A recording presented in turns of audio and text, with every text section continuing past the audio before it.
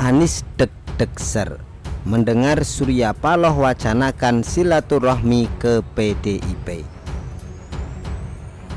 Seperti kita ketahui, berita tentang wacana pertemuan antara Ketua Umum Demokrat AHY dan Ketua Umum PDIP Puan Maharani sempat menghebohkan perpolitikan tanah air. Misalnya untuk misalkan menarik misalkannya Pak AHY ya dari poros yang sekarang dibangun.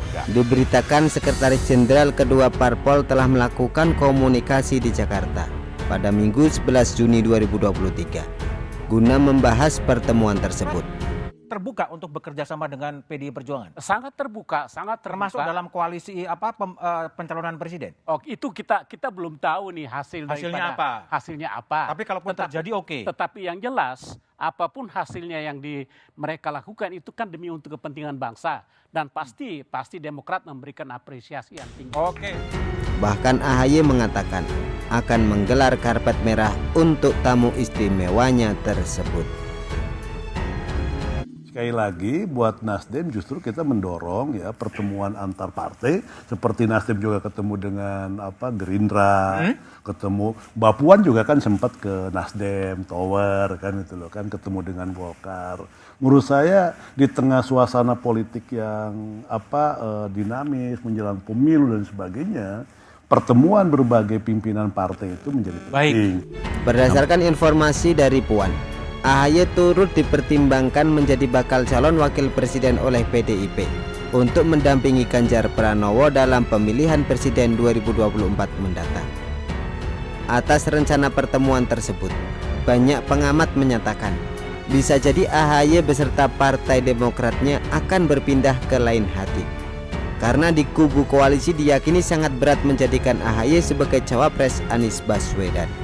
Dan rencana pertemuan tersebut diyakini oleh Nasdem sebagai pengkhianatan sebuah koalisi. Cekcok dan kisruh antara Nasdem dan Demokrat dikabarkan juga semakin memanas. Dan karena hal inilah akhirnya memicu banyak dugaan-dugaan dari para pengamat politik tanah air bahwa koalisi perubahan untuk persatuan saat ini sedang di ujung kehancuran. Belum usai kabar ini, kemudian ada kabar lagi bahwa ternyata Demokrat dan PKS dianggap yang paling bersalah akibat dari terus anjloknya elektabilitas Anies Baswedan. Hal ini dikemukakan langsung oleh Wakil Ketua Umum Partai Nasdem, yaitu Ahmad Ali kepada awak media. Kedua partai tersebut dianggap oleh Nasdem sangat tidak serius menggaungkan Anies Baswedan selaku bakal calon presiden dari koalisi perubahan untuk persatuan KPP. Bahkan Ahmad Ali menyebut ketidakseriusan Partai Demokrat dan PKS lah yang menyebabkan elektabilitas Anies Baswedan terus konsisten di urutan ketiga, bahkan tiap hari makin kial terjungkal.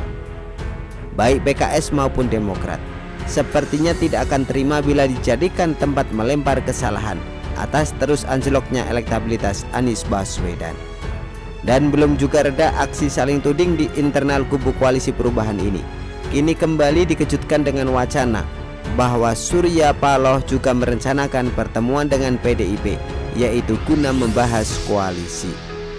Nah, jadi di sini Anies Baswedan pun semakin kebingungan dan semakin tidak mengerti. Ada apa dengan Surya Paloh? Apa dia juga mau mengkhianati dirinya? Mungkin itu pertanyaan dasar di dalam dirinya saat ini. Seperti yang kita ketahui, politik itu tak mengenal kawan dan lawan. Bahkan dikatakan oleh para orang bijak di dunia ini bahwa politik itu tidak ada musuh atau teman yang abadi, yang ada hanya kepentingan dari kekuasaan. Walaupun Iwan Fals dalam lagunya pernah mengatakan bahwa tak selamanya politik itu kejam, tapi bagi sebagian orang seperti contohnya si Amin Rais pasti akan berpendapat bahwa politik itu bukan hanya kejam, tapi benar-benar sadis dan mengerikan. Apalagi ditambah pengalaman dirinya pernah didepak oleh PAN, yaitu partai yang telah dibesarkan selama ini.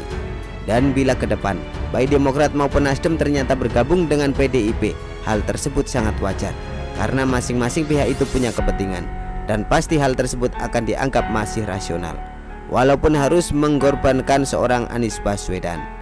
Tapi di sini bila kita membayangkan hal tersebut sampai terjadi, semoga saja tidak ya. Maka di sini yang sedih tentu saja Anies Baswedan. Karena kita tahu, walaupun Anies ini hasrat politiknya untuk menjadi presiden sangat di luar nalar, sudah berasa di ubun-ubun. Tapi bila tidak didukung oleh parpol, maka mimpinya seolah akan buyar kacau berantakan. Seperti halnya ketika ada orang bermimpi lalu disiram seember kobokan. Dalam setengah sadar sambil menatap badannya yang basah kuyup, dalam hatinya pasti sedih, pilu, kedinginan, hampir menangis, kaget bercampur geram, semua berkumpul jadi satu. Dirinya seolah seperti tak tahu harus berbuat apa. Lalu kemudian yang ia lakukan hanyalah menerka-nerka nasib buruk apa yang sedang menimpanya. Bahkan ada juga yang sampai menyalahkan Tuhan atas segala perihal buruk yang terjadi. Dan pada akhirnya dirinya hanya bisa melirik pada satu hal yang selalu tergambar di benaknya, yaitu gunting di atas meja. Begitulah kura-kura. Artikel label dari Shwo.com ditulis oleh Suparmin. Bagaimana menurut Anda?